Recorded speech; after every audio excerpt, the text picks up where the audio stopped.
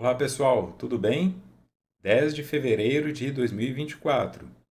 E esse é o estudo da obra Em Busca da Verdade, realizado pelo canal Mood e eu sou Vitor Antenori Rossi.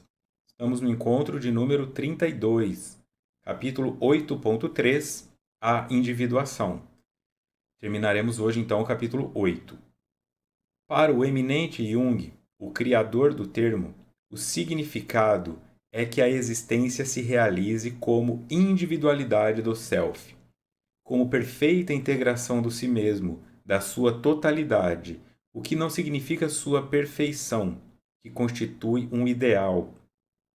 Sobre a individuação, né? Jung, o criador do termo, o significado da existência se realize, ou torne-se real, como individualidade do self, como perfeita integração do si mesmo, da sua totalidade. Isso não significa perfeição. O processo de individuação muitas vezes já foi trabalhado neste estudo mesmo, ou estudos anteriores, mas como o capítulo hoje é sobre isso, ficará um reforço, né? Ou até para quem vem apenas por esse tema. Individuar-se significa tornar-se um indivíduo. Tornar-se um indivíduo significa tornar-se indivisível. O indivisível nesse aspecto é quando a sua totalidade está integrada ao seu aqui e agora. Você realizou, portanto, tornou real aquilo que é hipotético, aquilo que é potencial. O que poderiam parecer fantasmas do passado, projeções, isso se torna claro o que é seu e o que é do outro. A ideia de arquétipos que são colocados aqui, como o arquétipo da criança ferida, ou o complexo de inferioridade, né? ou o arquétipo relacionado ao complexo materno negativo, significa que há uma cisão no indivíduo. Portanto, ele não está individuado.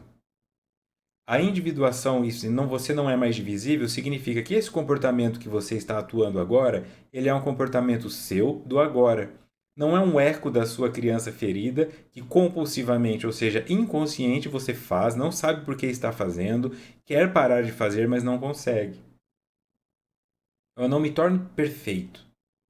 Eu me torno perfeitamente consciente. Agora eu sei por que eu estou comendo muito. Eu escolho continuar fazendo isso? Agora eu sei por que eu me conectei ao cigarro como uma forma disso ou daquilo. Tendo consciência, eu continuo fazendo isso? Provavelmente não, porque isso terá se solucionado. Agora, se mesmo assim você continua fazendo isso porque optou como uma escolha, eu abro mão conscientemente de possíveis anos a mais da minha vida porque eu gosto de sentar e fumar um charuto tomando uísque, por exemplo. O indivíduo fala isso.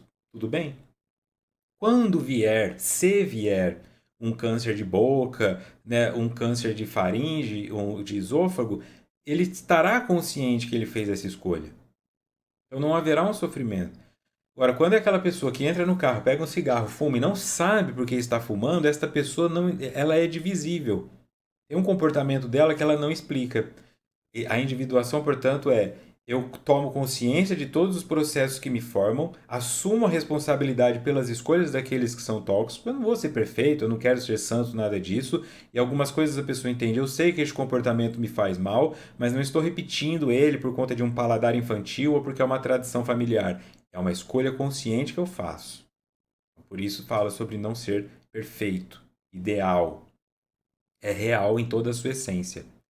Trata-se do esforço que deve ser envidado para que se alcance a perfeita consciência da sua realidade, sem disfarces, como realmente cada um é, sem o conflito de somente apresentar-se com características que não são verdadeiras. Quando eu não estou individuado, eu preciso dessas atuações porque eu tenho uma inconsciência com relação a isso, então eu fico criando personas. Ou eu crio uma persona que é muito grande e quase me domina, que eu já finjo que eu sou aquilo, e aquilo se torna uma verdade até para mim.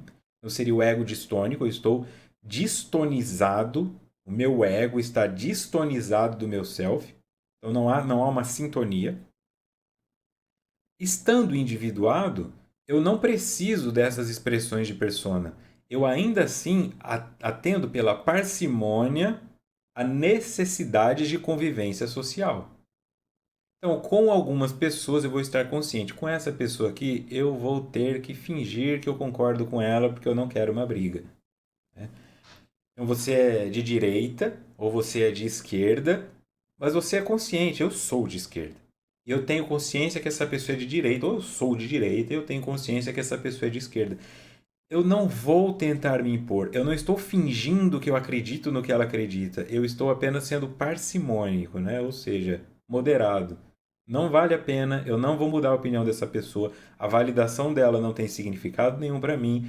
Então eu falo, é difícil, ok? É diferente eu tenho que fingir que eu também acredito nisso, senão eles não vão gostar de mim, e se eles não gostarem de mim, eu vou ser rejeitado. E como a rejeição foi o que feriu a minha criança, eu obrigatoriamente finjo que eu sou o que eu não sou, por medo de receber o que eu já recebi, que foi a rejeição.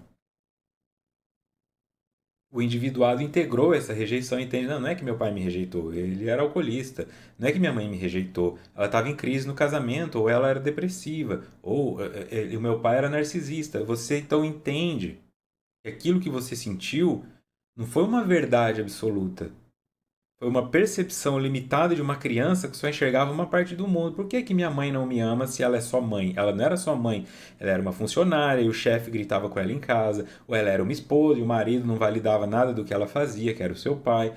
Outros processos que libertam você, aquelas dores que são ecos, e aí você consegue ficar mais no aqui e agora. Isso, segundo Joana, demanda um esforço. Parte de mim tem uma constância, tem uma força colocada para eu alcançar essa perfeita consciência da realidade, não a perfeição como ser, sem disfarces. Ok, descobri então que eu tenho um transtorno borderline, descobri que eu sou uma pessoa ansiosa, descobri que eu sou narcisista, descobri que eu sou ciclotímico, então eu começo a aceitar essa realidade. Então eu não me curo porque eu descobri, mas eu paro de demandar que o outro sofra por conta do meu transtorno. E eu descubro, eu consigo ou eu não consigo conviver com as pessoas nesse nível. Eu tenho um toque por arrumação, eu não quero trabalhar esse transtorno obsessivo compulsivo, eu reconheço que ele existe em mim, então eu paro de obrigar o meu marido ou que a minha esposa queira as coisas tão limpas quanto eu quero. Se eu não dou conta de conviver com isso, então eu me separo ou eu me trato. Eu não fico bravo toda vez. Entendo que a pessoa tem TDAH, eu paro de esperar que ela chegue na hora. Se eu não dou conta de lidar com isso, eu paro de fazer programas com ela. Se ela me perguntar por quê, eu falo: olha, é muito importante para mim chegar no horário, você não tem isso porque você tem um transtorno, você não trata esse transtorno ou isso não é importante para você, então eu interpreto que eu não sou importante para você. Isso me fere e eu não quero mais ficar nessa relação. Talvez a pessoa fale: poxa, se isso é tão importante para você, então com você eu vou tentar botar o relógio para despertar, eu vou me forçar a chegar na hora porque eu gosto de você. Ela vai falar: olha, eu sinto muito, eu não me importo com esse horário, eu acho que você é uma pessoa muito rígida e isso também me irrita. Acabou. Acabou porque os dois aceitaram o seu estado. Isso é tornar-se real. Não é ficar fingindo. Se eu cheguei atrasado, tudo bem. Às vezes as pessoas atrasam mesmo, mas por dentro você tá assim: nossa, que falta de respeito, eu chego na hora. Não tem, então não vá, fique em casa. Quem é você sem o conflito de apresentar-se com características que não são verdadeiras, que é a persona, e sem ficar demandando que o outro também finja que é diferente do que é, só para te agradar. Compreende-se que se trata de um esforço titânico, porque o arquétipo luminoso do self apresenta-se como um tentame que pode ter repercussão perturbadora e inesperada, como no caso de autopresunção de desejar tornar-se um super-homem, Übermensch, conforme sonhado por Friedrich Nietzsche no seu delírio masoquista, ou um homem-deus. Já foi trabalhado aqui a questão do super-homem, né? Essa palavra em alemão que significa algo nesse sentido. E isto é colocado, vou trazer a nota do expositor aqui, ó, no artigo Übermensch. O conceito aparece pela primeira vez de forma sistemática na obra Assim Falou Zaratustra, do Nietzsche, de 1883 a 1885. A expressão sugere a ideia de ir além das limitações convencionais da condição humana, rompendo com valores tradicionais e normas morais que Nietzsche via como restritivas. O além-homem é um ser que busca a autossuperação, a afirmação da vida e a criação de sua própria ética, livre das amarras das tradições moralistas. Vem de uma ideia, né? Este livro, assim falou Zaratustra, ele é muito utilizado, é um marco assim filosófico, né, em termos da concepção do homem, principalmente na relação consigo e com Deus, com aquilo que é sagrado. É onde há a morte de Deus. Pronto, matamos Deus. E agora? O que Joana dissocia nesse aspecto é que se eu mato Deus, eu não me torno Deus. Este espaço fica vazio. Então, a superação desses limites da humanidade, ela vai até certo ponto, porque a humanidade é um estado superior com relação ao desejo do indivíduo. Não importa o quão bem eu me alimente, eu já trouxe essa informação. Alguns estudos mostram que se o corpo humano estiver com uma genética mais ou menos certinha, desde o início, for muito bem alimentado, só alimentos certos, meditação, terapia, qualidade de vida, qualidade de sono, tal, tal, tal, ele pode chegar a 125 anos. Isso deveria, né? Nós temos aí 72, 78, 80, quer dizer, olha o quanto nós somos ruins para o corpo, né?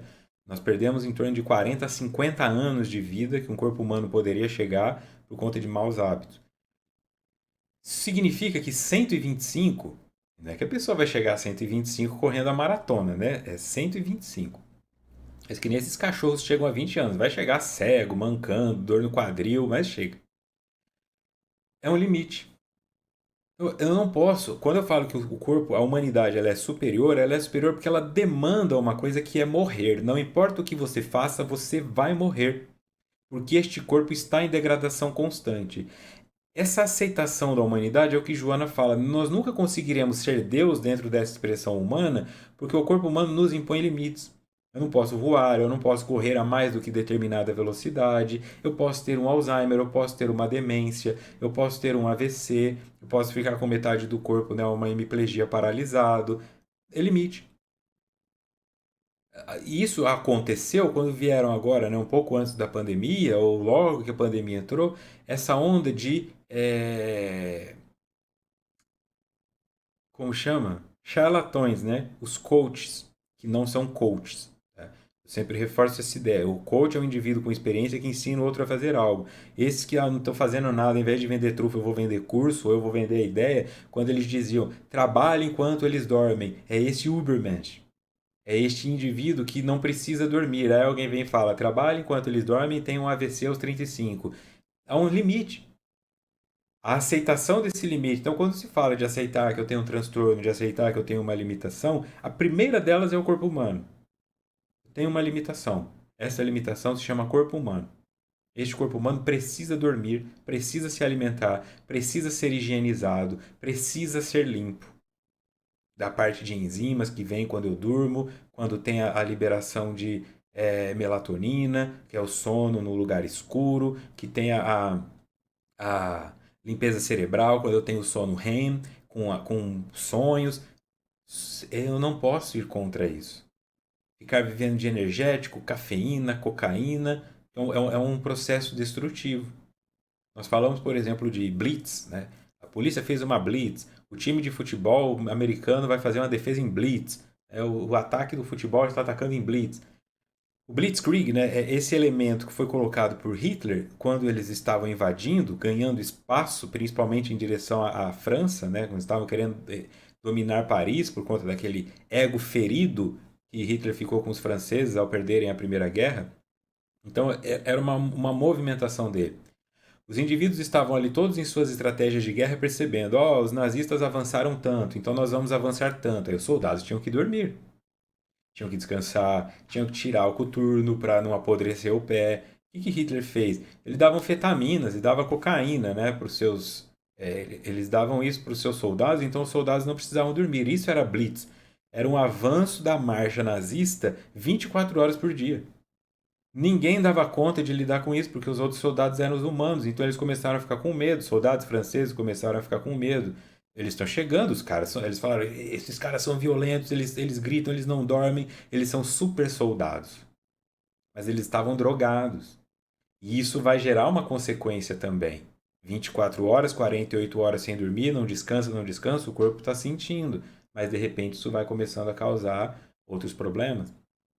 Quando você abre mão da sua humanidade e força isso por medicação, a sua humanidade vai puxar você em outra área. Tá? Então eu me lembro de um indivíduo que ele ia em rave, tomava muito êxtase, chegava a tomar 7 êxtase, né, bala por rave. Ele começou a desenvolver um problema no coração, porque o coração é um músculo. Se ele dá um êxtase, o coração acelera. Se ele acelera, é como se ele estivesse fazendo uma musculação. Ele foi desenvolvendo como se fosse uma capa, né? Endurecimento do músculo do coração que em algum momento poderia gerar uma ruptura. Ele tinha 20 e poucos anos. Então ele queria dançar na rave infinitamente sem descansar, o coração dele ia explodir. Ele teve que fazer uma escolha. Tá? Só que alguns não fazem a escolha, né? Ou fazem a escolha de continuar com o hábito, aí morre aos 23 anos numa rave de infarto e ninguém sabe por quê. Ou todo mundo sabe, né? Então, ir além das limitações convencionais da condição humana, isso não pode acontecer. Nós podemos ir além das limitações convencionais dos condicionamentos psicológicos. Tá? Quando se fala de pensamentos intrusivos, crenças limitantes, crenças irracionais, é nesse sentido. Alguém disse: você não dá conta disso porque você é negro, você não dá conta disso porque você é mulher. Com essa estatura, você nunca vai conseguir isso. Isso é uma questão, talvez, psicológica. Você não vai conseguir chegar lá. Quando isso é vencido, aí você alcança. Mas além da condição humana, é isso que Joana diz, não é possível. Então ela coloca: isso foi sonhado por Nietzsche no seu delírio masoquista, porque vai gerar um sofrimento. Eu não posso, então, a autopresunção de me tornar um super-homem ou uma super-mulher. Enquanto o self, voltando em Joana, enquanto o self é a expressão da divindade interna no ser humano, nessa busca, a da individuação, deve apequenar-se até a postura do ego, tornando-se consciente da sua condição imensurável da psique, sendo simultaneamente o seu conteúdo mais significativo e real.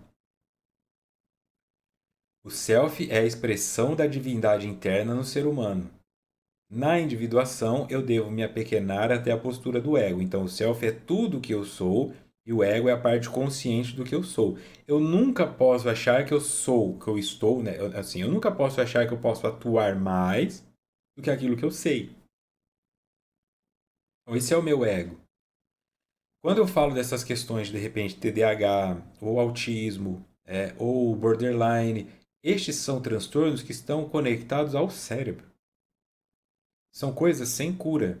Elas podem ter manutenção ou regulação sintomática, ou seja, por algum remédio você sente menos aquilo, mas ela não tem cura. Então eu não posso esperar a minha mãe narcisista vá deixar de ser, porque às vezes o narcisismo está relacionado sobre uma fixação que aconteceu na infância em razão de uma violência que foi oferecida no momento em que o cérebro estava se desenvolvendo.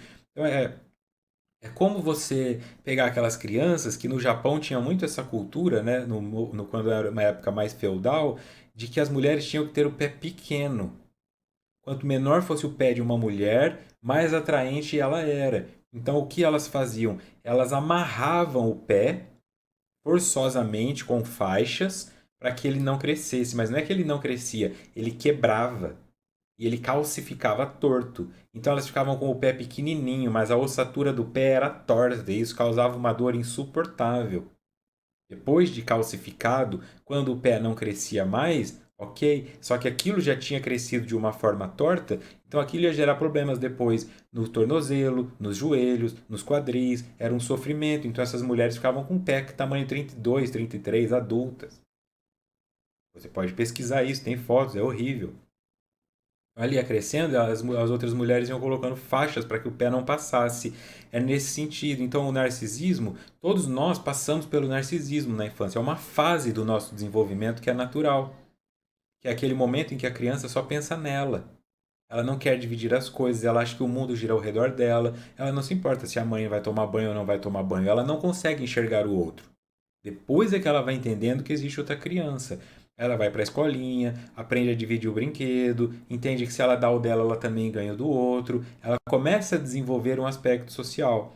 Se nesse estágio em que ela está no narcisismo, ela sofre uma violência, uma pressão muito grande, ou ela é super protegida, excessivamente amada, se sente excessivamente amada, ela não tem por que sair daquele local. É como se ela não criasse conexões novas, conexões neuronais novas que a façam entender o outro. Ela vai ser narcisista para sempre. Então, quando ela tem um filho, ela não enxerga a necessidade do filho. Ah, esse filho me atrapalha, essa criança cala a boca. Põe álcool aí, passa uísque para parar com essa dor de dente. Deixa essa criança chorando, que coisa mais chata. Ó, mãe, se você não me ajudar a cuidar do meu filho, eu vou pôr para adoção. Não enxerga. Não enxerga que o filho está sofrendo. Ah, ninguém vem me visitar, esses bandos de pessoas ingratas. Porque ela só enxerga ela mesma. Não há o que fazer, é esse o sentido. Este corpo é narcisista. Esta pessoa terá que morrer, reencarnar num outro corpo e ter uma outra história. Então, o espírito que ali está não é narcisista, mas este corpo já alcançou uma limitação. Então, eu me apequeno até a postura do ego, torno-me consciente da minha condição, imensurável da psique. Então, assim, eu não vou conseguir entender exatamente tudo o que eu sou, porque é imensurável a compreensão da psique para a experiência humana, sendo simultaneamente o seu conteúdo mais significativo e real. Eu aceito que existem muitas coisas dentro de mim, que algumas dessas que eu digo que eu não faria, eu nunca vou dar conta de parar de comer carne, talvez você dê, ou eu nunca mataria uma pessoa, talvez você mate. Não sei. Essa reflexão, ela é difícil. Talvez você chegue em casa, vá entrar no quarto da sua filha, esteja lá o seu irmão abusando sexualmente dela. Você garante que não o mataria? Então, é nesse sentido. Eu não digo que um dia você vai acordar e falar, eu estou entediado, eu vou matar pessoas. Mas nós nunca fomos levados até um extremo para saber aonde, o que nós realmente faríamos. Nem em termos de superação e nem em termos de destruição. Simplesmente aceitar esse fato já faz com que eu julgue muito menos quem está do outro lado. Calma. Deixa eu ouvir o outro lado da história. E nós temos um monte de gente que dizem: o indivíduo está sendo acusado de estupro, apedreja o cara, mata o cara. 6 meses depois a mulher vem. Na verdade eu menti, ele não me estuprou, eu só queria prejudicá-lo. E agora? A gente vai ressuscitar o cara? A moral dele? Nós vamos matar ela também?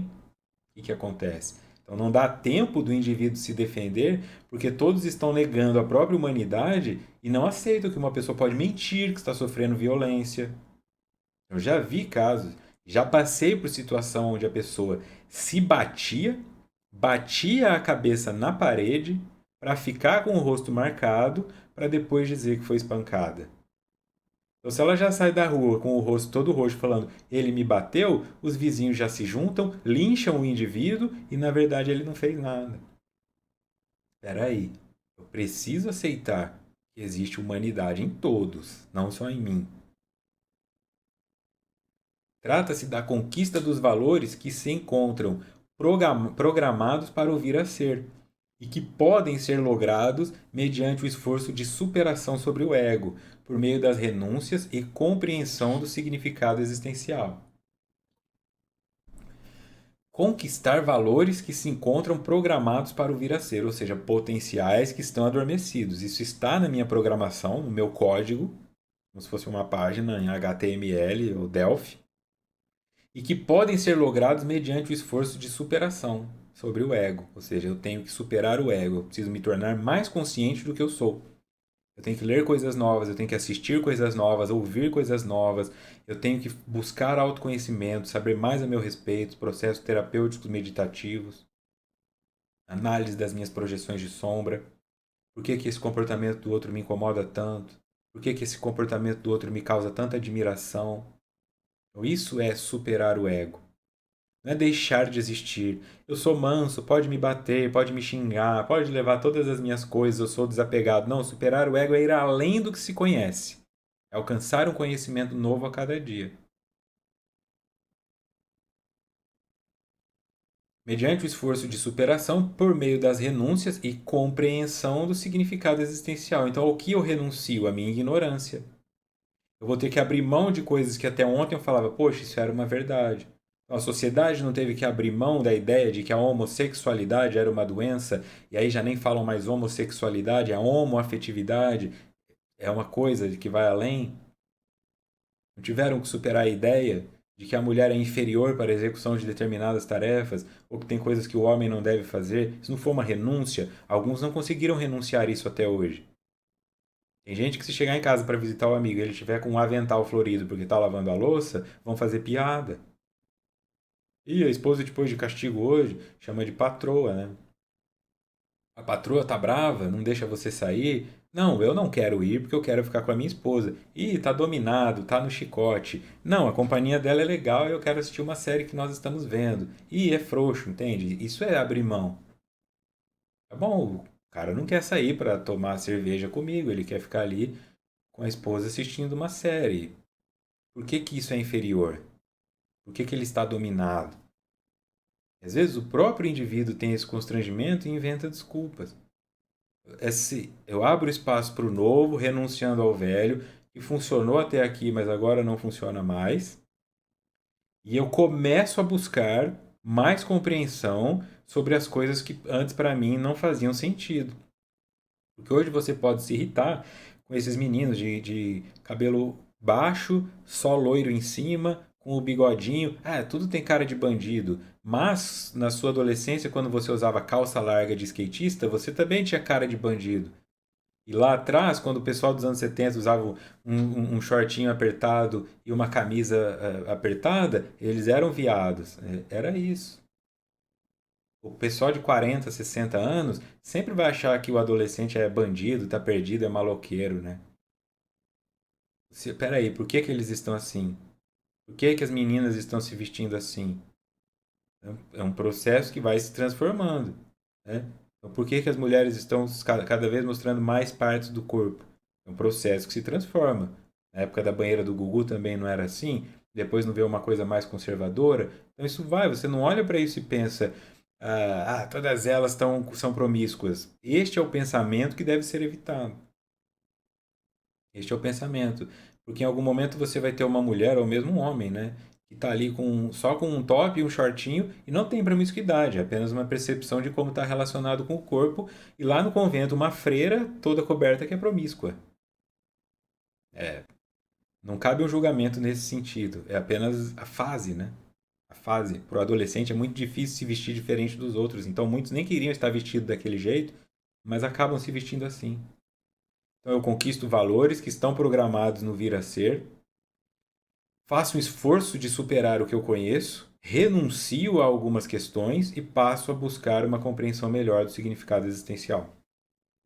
Não se consegue essa meta a golpes aventureirescos, sob entusiasmos e exaltações da persona, porém, mediante conquistas diárias, lentas e seguras, que vão sendo incorporadas ao consciente na razão que liberta os traumas e conflitos do inconsciente. Então, eu tiro o velho, curo a criança ferida, o que quer que seja, abro espaço para o novo, não é da noite para o dia, não é na porrada e não é na sorte. Entusiasmos e exaltações da persona. Agora, não, calma.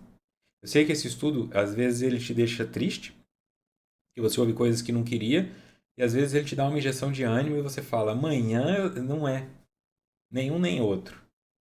O estudo não é para te entristecer, é só para revelar as suas ignorâncias e as tristezas que aí estavam encobertas por outros comportamentos, e não é também para te transformar no ser perfeito da noite para o dia. É uma reeducação. Eu trago durante uma hora pontos extremamente concisos para que durante a semana você dilua, interprete essas coisas. Algumas delas passam a ocupar espaço em você, outras você vai descartar, porque agora não é o momento. Então, hoje, 2024, tem gente indo lá no estudo Autodescobrimento de 2015 falando: estou assistindo esse estudo de novo e parece outro, estou vendo coisas que antes eu não via. E agora, em 2024, eu estou aqui fazendo em busca da verdade, que em 2029 tem gente que vai começar a entender. E eu mesmo, algumas coisas que estão saindo da minha boca agora, talvez só em 2035, façam tanto sentido quanto devem fazer. Essa é a compreensão da humanidade. Nós estamos aqui nos alimentando de algo que vai levar um tempo para fazer parte da nossa estrutura. Essa individuação pode apresentar-se num conteúdo espiritual, artístico, cultural, científico, de qualquer natureza, porquanto a sua meta é a ampliação da consciência além dos limites habituais em forma de compreensão da vida em todas as suas dimensões. Então, para pintar um quadro realista, primeiro o indivíduo tem que desenhar o homem de palitinho. Não vai ser da noite para o dia. O seu processo pode começar a mostrar dessa maneira, conteúdo espiritual, artístico, cultural, científico, qualquer natureza. Então é ampliar a consciência além dos limites habituais. Você vou comprar um violão. Você vai primeiro aprender o violão. Aí você pensa, o meu trabalho primeiro é aprender as notas? Não, é aumentar a extensão dos seus dedos, é criar calos nos seus dedos para que as cordas não machuquem, é fazer o movimento até que você pare de sentir a tendinite. Depois você vai pensar em nota musical. Aí vai entender o que é a afinação. Por que, que o ar-condicionado faz o violão desafinar? A pessoa afina todos os instrumentos em casa. Por que, que a banda não afina o instrumento em casa e depois leva lá? Tem que afinar no local. E tem que testar meia hora antes. Tudo isso. Não é simples. Quando você reeduca, aí é que você entende indivíduos que são aqueles como o Dave Grohl, do Foo Fighters, né? Que quando sai do Nirvana monta uma banda só dele. O Foo Fighters, quando começa, é ele tocando todos os instrumentos e ele envia a demo para pensarem que é uma banda. Olha o tanto que é difícil. Saber tocar um, ele sabe tocar bateria, ele sabe tocar o baixo, ele sabe tocar guitarra, ele sabe a técnica vocal. Isso é uma genialidade, não vem da noite para o dia. O próprio Júnior, irmão da Sandy, ele é um multi-instrumentista, ele toca várias coisas, ele é muito talentoso. Ele só tinha umas questões com a compulsão, abuso de substância, comportamento disfuncional, mas é extremamente talentoso. Essa coisa que o indivíduo chega é uma expressão. Então, como você se expressa? Às vezes, por conta dos estudos, você comprou um caderno e está fazendo um diário. Quem sabe daqui 10 anos isso não vira um livro? Mas começa com: Olá, diário. Hoje me senti triste. Começa a perceber que esses estudos e todos os outros que você faz, eles estão gerando uma movimentação em algum desses campos citados por Joana. E que a cada dia você está fazendo uma coisinha a mais. Em nível espiritual, artístico, cultural, científico ou de qualquer outra natureza. No conceito junguiano, a individuação plena e total não pode ser conseguida por motivos óbvios em face da sua transcendência à consciência, o que significa a momentânea impossibilidade de o espírito alcançar os horizontes infinitos da perfeição, somente pertencentes a Deus. A ideia de que eu me tornarei Deus, ela não faz um sentido porque nós não conseguimos compreender Deus. Então, por mais que eu alcance uma consciência máxima de todas as coisas, eu não vou ter uma consciência plena do que é Deus, porque se eu tiver essa consciência plena do que é Deus, eu me torno Deus, porque eu sou igual a Ele. Se eu tenho a consciência plena do que é Deus, então eu tenho a consciência plena de tudo que Deus criou. Eu me torno Deus. Esse espaço que nós chamamos Deus é um espaço de inconsciência que parece que nunca será superado pelo espírito, já não é mais sobre o corpo.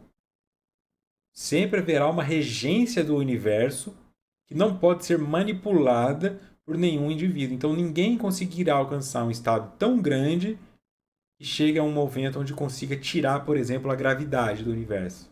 Não vai mais ter gravidade na Terra porque eu quero.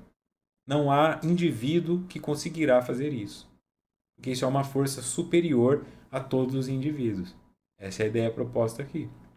Se algum indivíduo pudesse alcançar isso, sendo o universo já infinito em suas concepções, alguém já o teria feito.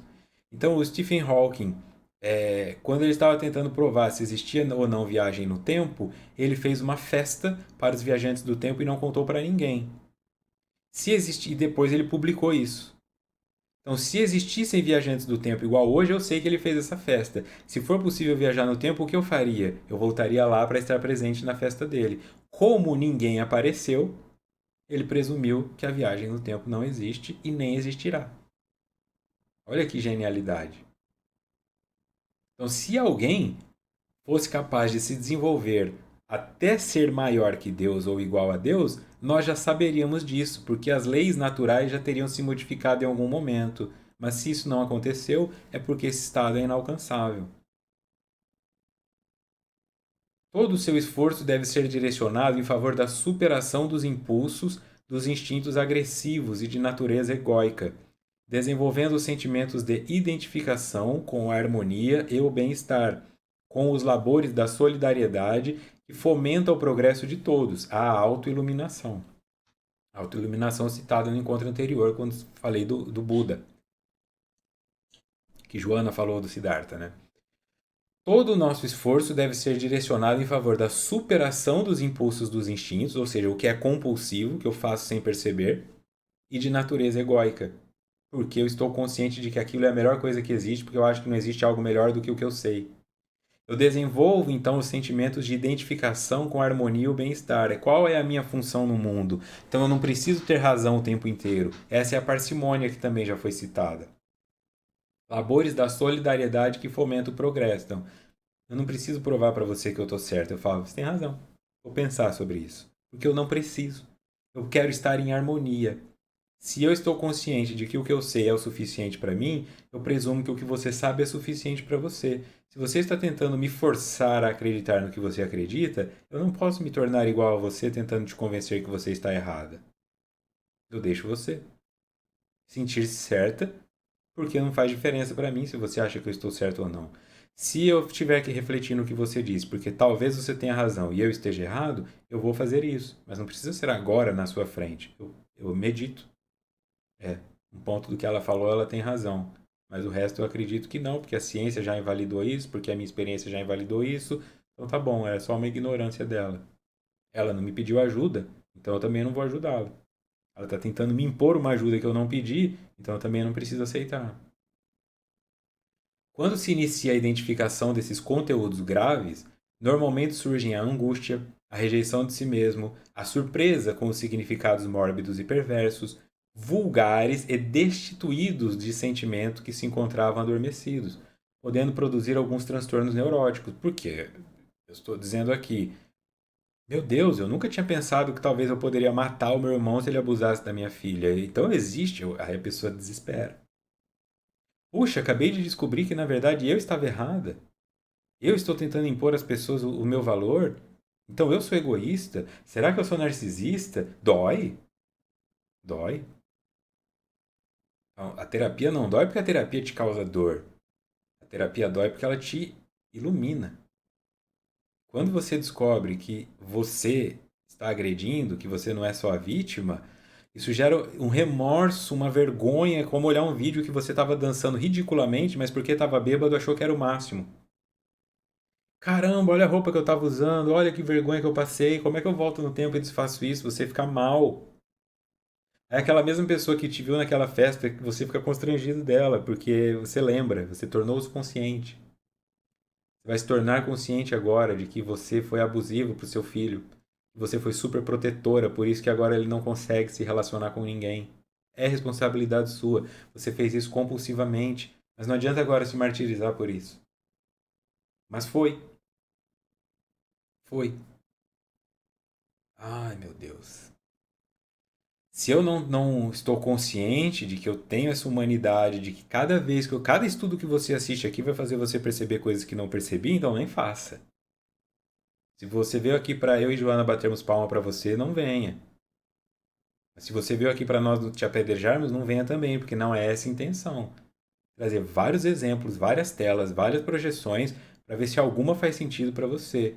E isso vai gerar um desconforto. Então, se você, uns 3 dias para se recuperar, tudo bem? Por isso eu digo, não faça muitos estudos de uma vez. Isso aqui não é série da Netflix. Isso aqui é terapia profunda. Não tome um monte de comprimidos. É um por vez. E para algumas pessoas são 20 minutos e desliga o vídeo e volta daqui a pouco. Se às vezes precisa ficar um ano sem assistir nenhum, fica, volta no que vem. Não se sinta mal por isso. Vá no seu limite. Eu percebo significados mórbidos e doentios em mim, vulgares e destituídos de sentimento, isso me machuca.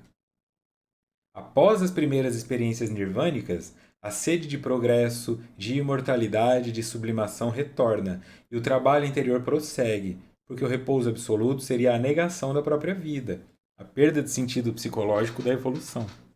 Então ela fala: eu passo por esse estágio de dor, aí esse estágio de dor me leva a uma busca, essa busca me leva para um estado gostoso, e depois desse estado gostoso eu volto a querer alguma coisa. No estudo anterior foi falado sobre o paraíso, né? Sobre esse céu que não é verdadeiro porque nos entediaria. Então aqui ela continua nesse aspecto. Então, eu apresento um prazer, que legal, consegui construir alguma coisa, mas agora eu volto a sentir sede de algo a mais. Ok, desenvolvi os calos, aprendi a tocar violão, agora eu posso tentar aprender um carrom. Eu quero uma flauta, vou buscar outra coisa. Essa satisfação que eu tive com o violão, deixa eu tentar no jiu-jitsu. Não sei. Você começa a se desenvolver, ou seja, está envolvido e desenvolve. Se eu vir a ser. O trabalho prossegue porque o repouso absoluto seria a negação da própria vida. Só o morto repousa absolutamente, por isso nós falamos descansa em paz. Aqui jaz, aqui descansa. A perda de sentido psicológico da evolução. O conceito, portanto, de individuação, de totalidade, abrange a conquista dos conteúdos possíveis de conscientização, que desaparecem nos significados psicológicos elevados que cada qual estabelece como sua meta existencial. Conquistar conteúdos possíveis de conscientização. Eles eram inconscientes para mim, eu era ignorante com relação a eles. Desaparecem nos significados psicológicos elevados que cada qual estabelece como sua meta existencial.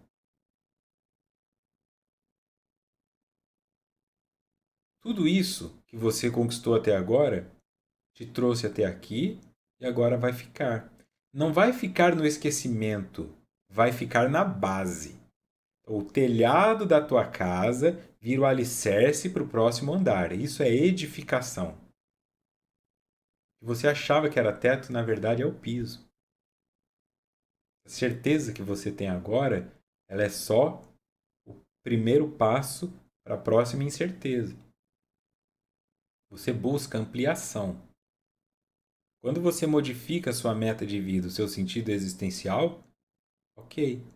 Meu sentido existencial era ter muito dinheiro. Agora eu vejo que o dinheiro não é tão importante, porque meus filhos já ficam brigando comigo vivo para ver quem vai ficar com a herança. Vou vender tudo. Viajar pelo mundo.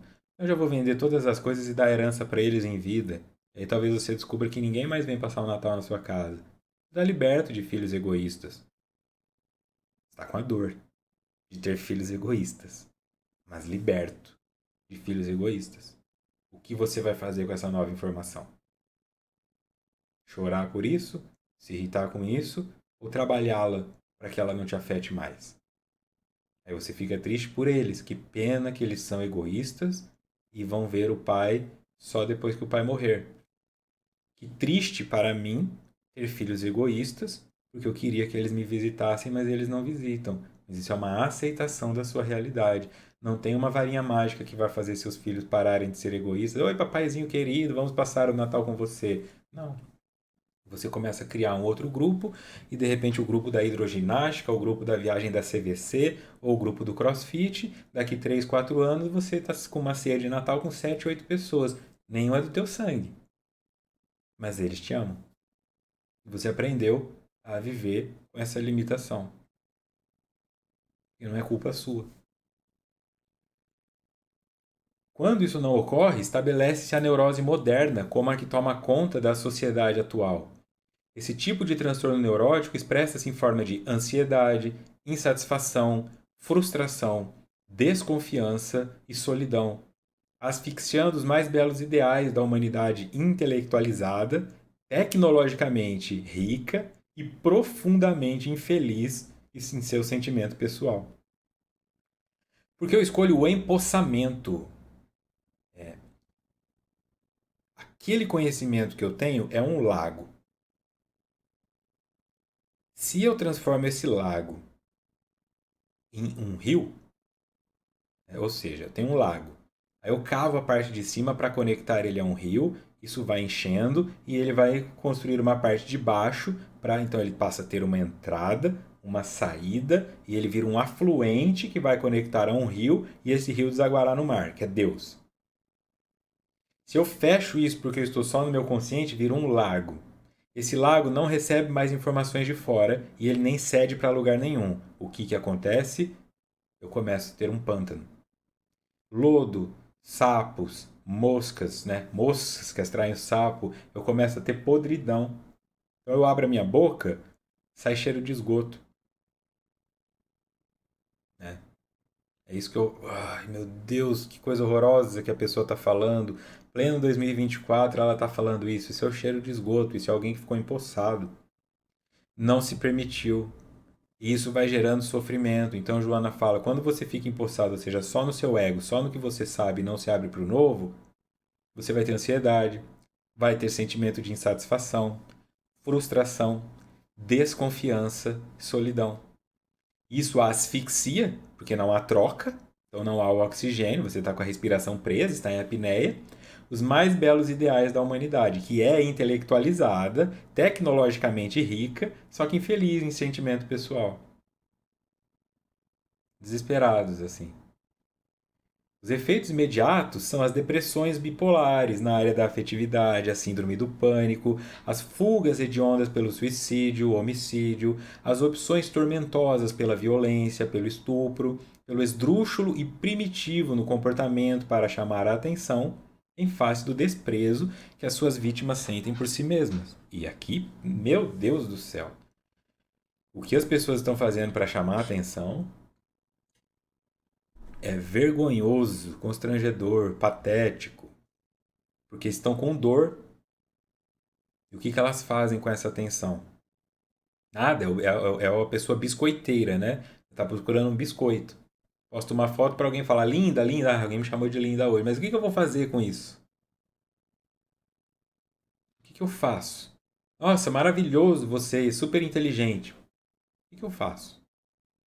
Oi, dá licença, eu sou super inteligente. Você troca isso por um pão? Não. Oi, me chamaram de linda hoje. Posso entrar de graça na sua festa? Não. Então, qual a diferença? Mas é uma atenção. Mas é uma atenção que se esvazia. Porque o indivíduo não está fluindo. Então tudo que chega nele morre. Né? Então você tem lá o pântano, totalmente cheio de lodo. Aí você fala, vou colocar uma carpa aqui dentro. Ela morre. Então, tudo que chega para você morre. Você fica com uma sensação de satisfação, porque nada é o suficiente. Né? Isso é um ácido que corrói tudo. Depressões bipolares na afetividade, síndrome do pânico, ou seja, transtornos mentais de forma geral, transtornos comportamentais como suicídio, homicídio, né? Violência, estupro. As pessoas não estão conectadas. Se eu permitisse fluidez, eu estupraria alguém? Como é que eu estupro uma pessoa? Eu não te permito fluidez, eu estou preso só em mim. Eu estou com desejo, eu acho ela atraente, eu vou transar com ela. Eu não enxergo ela. Peraí, eu estou com desejo, mas eu não quero ser estuprado. Então por que, que eu vou causar isso em outra pessoa? Isso é uma reflexão além do ego, isso é um processo de individuação. A compulsividade mostra que não há individuação. Ele está sendo estuprado pelo próprio instinto, pelo próprio ego, e aí, como consequência, ele vai estuprar alguém. Ele é responsável por isso. Algo somente passa a ter existência real na consciência quando é pela mesma detectado. Observar-se algo ou alguém é também ser observado por esse objeto ou pessoa em observação. Inevitavelmente, nesse momento, dá-se um relacionamento, um descobrimento do outro. Se você olha muito tempo para o abismo olha de volta para você. Só passa a ter existência real na consciência quando é detectado pela mesma. É o que esse trabalho faz. Ele te dá consciência de coisas que você não sabia que fazia. Quando isso se torna verdade, você entra em uma troca. Isso é um relacionamento. Por isso você está aqui no estudo 32. Por 32 vezes você voltou, porque isso te deu algo. E quando isso te dá algo e traz uma reflexão, você vai criando um vínculo. Então, dependendo do que eu falar aqui, ou de algum comportamento que eu tenha na vida, você pode parar de assistir, porque você fala, o Vitor não presta mais. O Vitor era um mentiroso. Se a sua conexão for assim, a sua conexão já está errada. A sua conexão deve ser com o conteúdo. O que esses conteúdos estão trazendo de reflexão interna para você? Trazendo a reflexão interna, você compreende o que eu faço com essa informação. Se você se frustrar por conta de um comportamento, uma palavra que foi dita, né, ou por uma imagem que a pessoa mostra, claro, deixando claro aqui, né, não estou falando que o indivíduo vai cometer homicídio e pôr fogo nos outros, mas de uma opinião que vai contra o que você acredita, você perde um espaço, porque você fugiu de um confronto. Um confronto de ficar num ambiente, mesmo quando às vezes ele se torna desagradável para você. E isso é parte do processo de crescimento. Se eu observo algo, eu também estou sendo observado. E inevitavelmente dá um relacionamento, um descobrimento do outro. Mas agora, você acha que o observador está, o estuprador está observando o outro? O assassino está observando o outro? O suicida está observando o outro? Não.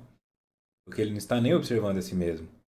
Uma pessoa que esteja se observando, ela põe uma arma na cabeça de outra e dá um tiro? Não tem cabimento. Se você pudesse se ver de fora fazendo isso, entende? Não tem cabimento. Você faria isso? Quando você vê alguém fazendo isso, não é um pouco mais chocante do que quando você se vê fazendo isso? Por isso eu falo, imagine uma criança tirando um maço de cigarro, colocando na boca e acendendo. Não é chocante? Por que não é chocante você fazer isso? Porque você fez 18 anos? É chocante. Alguém tirando as substâncias tóxicas e acendendo e inalando voluntariamente. É chocante. Sai de si e começa a se observar. É óbvio que falta amor próprio. Alguém com amor próprio não faria isso. Toma consciência por que te falta amor próprio. Isso vai te ajudar a sair desse pântano. Para de odiar seu pulmão. Seu pulmão respira para te dar vida. Para de esfumaçá-lo. Por tal motivo, o isolamento, o distanciamento da sociedade, sob a justificativa de encontrar Deus e melhor servi-lo, oculta uma alienação, defluente de algum conflito forte em relação ao próximo.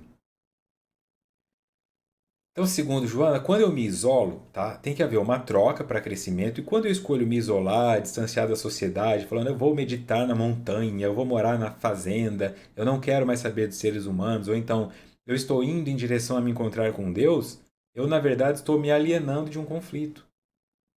Eu não sirvo melhor a Deus quando eu me isolo da sociedade. Eu sirvo melhor a Deus quando eu me integro à sociedade. O processo de se afastar pode ser para autoconhecimento, mas não diga que é para se aproximar de Deus. Isso é se afastar de Deus. Se afastar, é isolar-se em direção a si. Depois, se isso te trouxer uma reflexão que você possa trazer para ajudar a sociedade de alguma forma, aí você está se reaproximando. Mas quando isso se torna um hábito e você chega a um ponto que não se conecta mais com as pessoas e diz que é por uma questão religiosa, Joana diz que isso é uma fuga. Você está se alienando. Jesus, que optou pela convivência com os infelizes a fim de ajudá-los a libertar-se de si mesmos, das suas misérias e das suas dores, convivendo com a ralé, manteve a sua aristocracia espiritual, demonstrando mais elevado nível de individuação, do self totalizado em integração perfeita com Deus.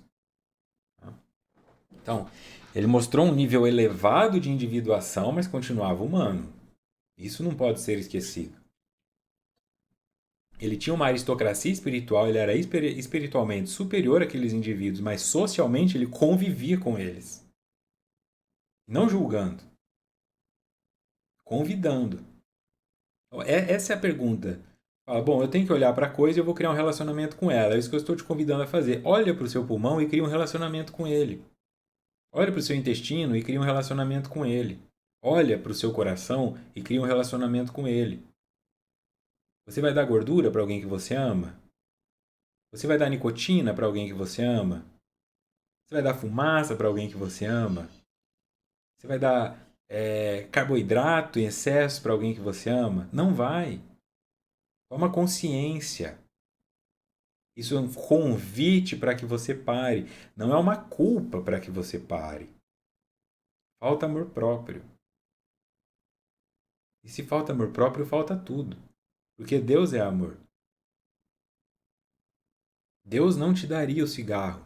Deus não te daria o Doritos como um pai amoroso. Deus não vai te dar um milkshake e um todinho cheio de açúcar. Então isso é falta de amor. Não é pela pressão.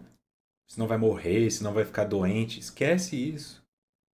É só entender por que, que eu não me amo o suficiente para me dar o mínimo que é qualidade de vida. Por que, que eu me perdi em comportamentos autodestrutivos ou nesse autoabandono? Por quê? Busca a causa. Busca a causa.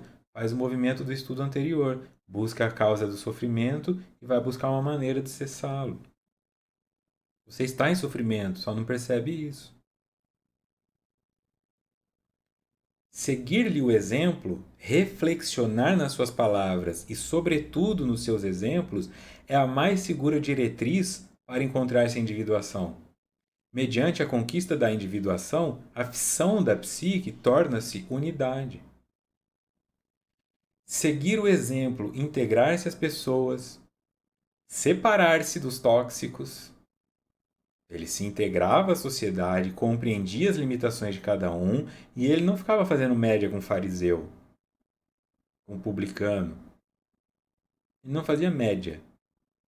Falava, vocês são hipócritas, vocês são sepulcros caiados. Eu não tenho interesse, em conviver com esta mentira. Vocês estão dizendo isso, não eu. E aí ele convivia com o que era dito ralé. Ralé são esses indivíduos que estão doentes. Então, vim para os doentes porque os sãos não precisam de ajuda, não precisam de cura. Então, você no mundo é o doente ou é a cura? Se nem para o seu corpo você é a cura, porque o que você produz é doença, então não tem como você ser cura para o mundo. Não importa em qual idade você esteja. Não importa por quanto tempo você ficou dormindo. Não importa nem se você vai ter uma recaída. Que não importa. Não é sobre ser perfeito. É sobre ser consciente. É você quem está adoecendo o seu corpo por comportamentos de ficar jogando videogame até de madrugada e dormir pouco. De gerar compensações, de não perceber que o teu quadril já está machucado. De não buscar a cura.